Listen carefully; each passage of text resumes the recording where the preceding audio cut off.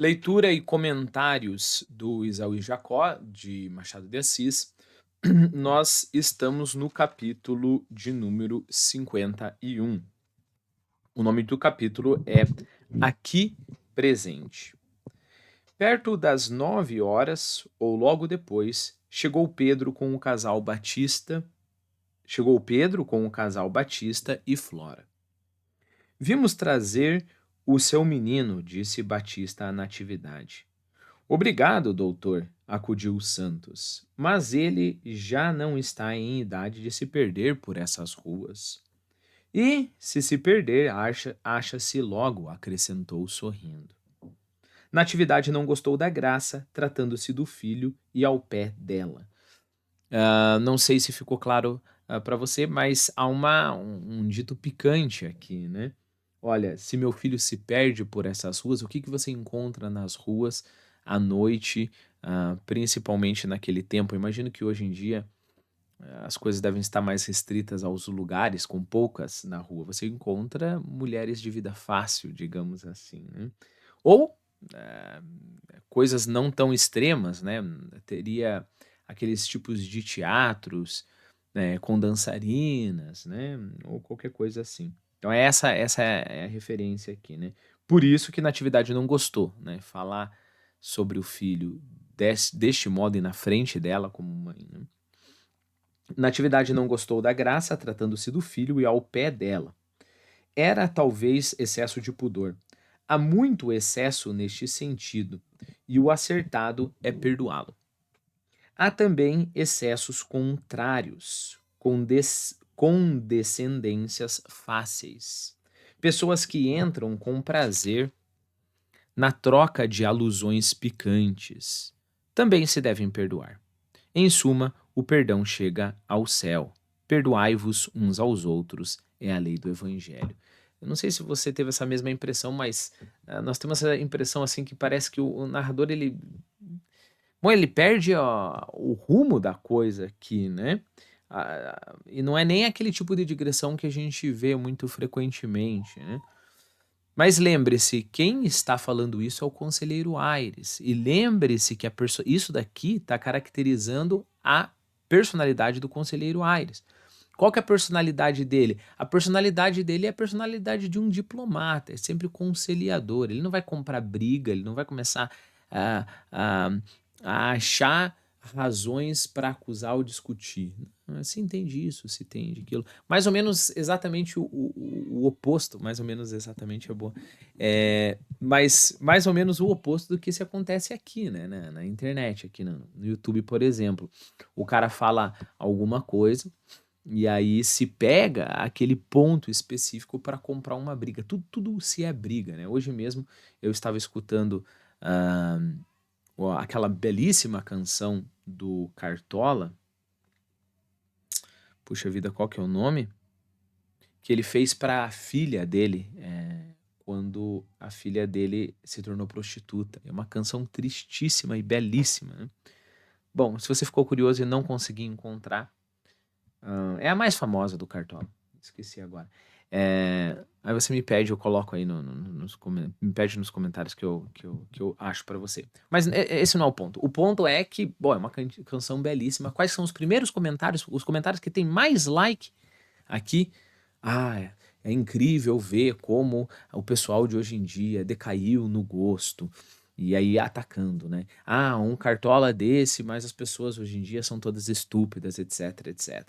Perceba, o ponto aqui não é saber se as pessoas melhoraram ou pioraram no gosto, mas o ponto é esse espírito que está em todo lugar na internet, né? Tudo é motivo de polêmica.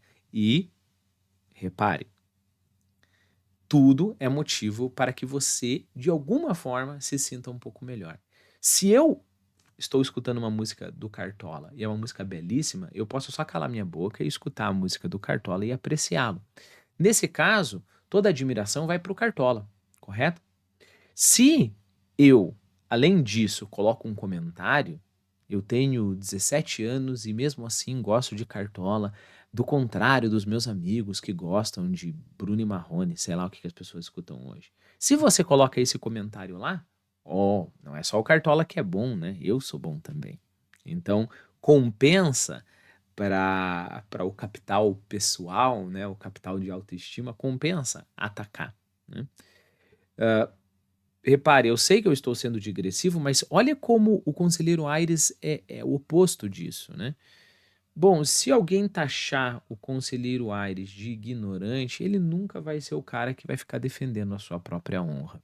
E ele nunca vai ser o cara que vai se valer das suas opiniões para que ele se sinta intelectualmente maior e melhor que os outros, né? As pessoas sabem que a opinião dele é muito preciosa e tem que até meio que insistir, né, em relação a isso. Então, assim, há que se perdoar quem faz alusões picantes e há que se perdoar quem é o oposto disso, né? Que ataca, que se sente ofendido por alusões picantes. Em suma, perdoai-vos, né? Ele, o rapaz, é que não ouviu nada. Interrompeu a conversa que trazia com Flora e, trocadas algumas palavras, os dois foram reatar o fio a um canto. Aires reparou na atitude de ambos. Ninguém mais lhes prestava atenção. Ao cabo, a conversa era em voz surda. Não os poderiam ouvir. Outra coisa importante, né? Isso é uma personalidade do conselheiro Aires, mas do próprio Machado de Assis, né, que é aquela personalidade que percebe, né? Então a ideia é que se você tivesse próximo do Machado de Assis, você ficaria com medo que você poderia estar no próximo conto dele, né? Não para ele te atacar, ele não. Esse não era o ponto, né? Tem uma crônica bem interessante do Manuel Bandeira que encontra o Machado de Assis no bonde e ele ficou impressionado, né, com a bondade, com a generosidade do, do Machado de Assis, né? Bom, mas o ponto aqui é. Deixa eu só verificar. Tá. Pensei que não estava gravando. Pensei que tinha parado de gravar o microfone. Mas o ponto aqui é que o Machado, todo mundo sabia que ele ia ser extremamente perceptível, né? Por quê? Porque ele usa aquilo como material para os seus contos, né? Então, o Conselheiro Aires é exatamente deste modo. Se a gente continuar com a nossa comparação, com a nossa comparação com os comentários, né, de internet, é exatamente o contrário, né? Não se escuta o que a pessoa falou. Então, por exemplo, aqui eu comento: olha, eu acho que é tal e tal coisa, mas dito isso, tal e tal e tal e tal coisa, né? Como se está procurando um material somente para atacar e ao atacar sentir-se melhor consigo mesmo, nem percebeu o que eu realmente falei, a pessoa fará, né? Eu, é claro, tive pouquíssimos casos disso, porque o meu canal é pequenininho, mas você vê muito frequentemente. Como eu falei para você, em coisas que não caberia, né, a opinião. Então perceba, não se trata de não notar os defeitos dos outros, né? Tem um versículo interessante que eu acho que é em Provérbios, né? Tão errado quanto imputar um erro a alguém que é inocente é classificar como inocente aquele que é culpado, né? Verdade é verdade. O cara é idiota, você tem que reconhecê-lo como idiota, né? Mas uma coisa é você usar da sua capacidade para perceber isso, né? E é claro, sempre ter cuidado para você não estar errado. A outra coisa é você precipitadamente encontrar coisas que massageiam o seu ego. Volto a enfatizar.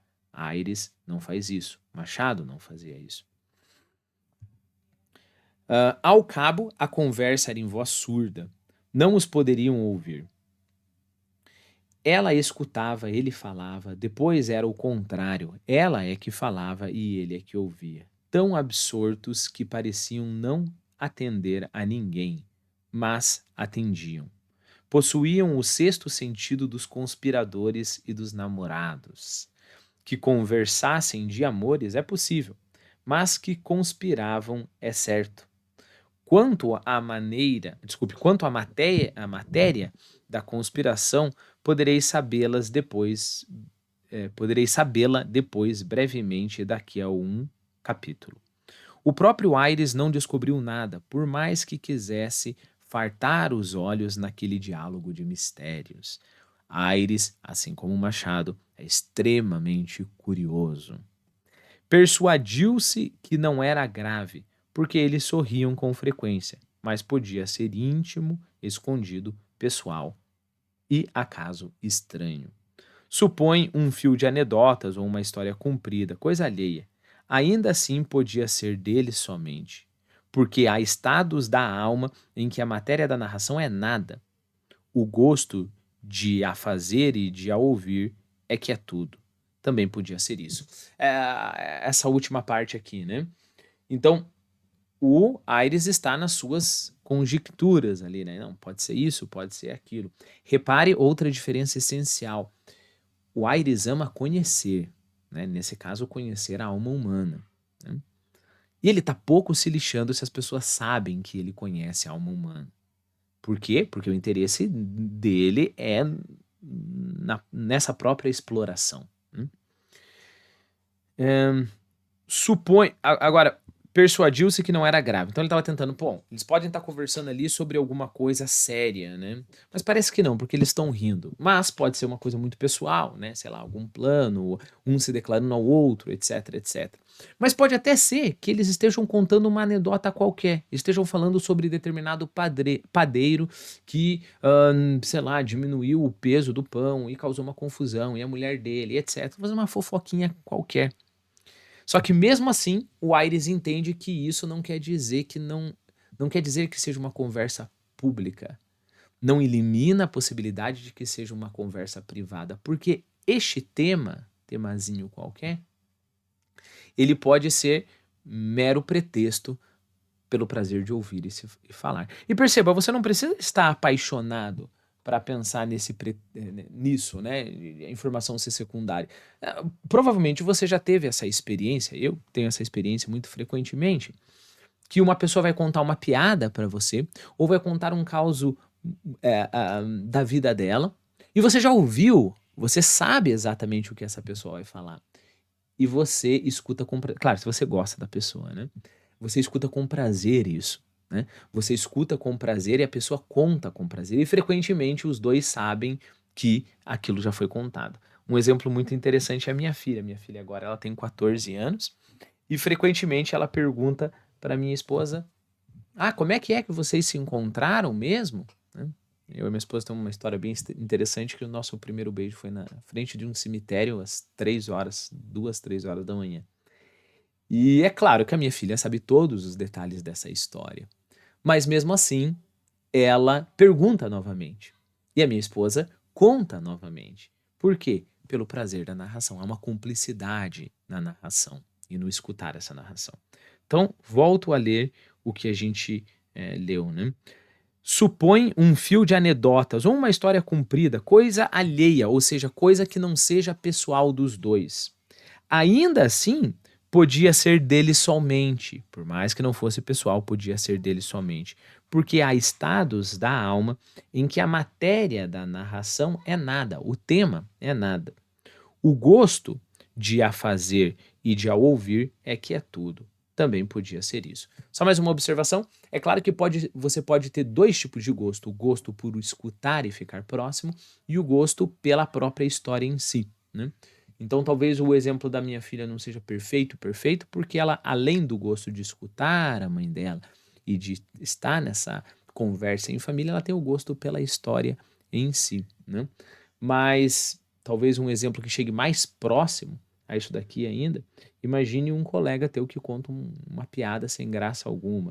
Ou, é claro, isso vai aumentando, né, essa história de tema não importar, quanto mais você esteja próximo de uma relação amorosa, né?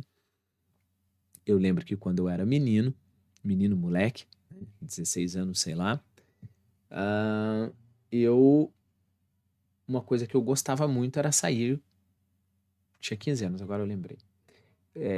Tinha uma menina que eu gostava muito e eu gostava de acompanhá-la quando ela ia nas lojas ficar olhando vitrine de sapato. Aquilo é a coisa mais horrível e imbecil do mundo, ficar acompanhando uma pessoa ver sapato. mas para mim era a coisa mais prazerosa do mundo. Você entendeu a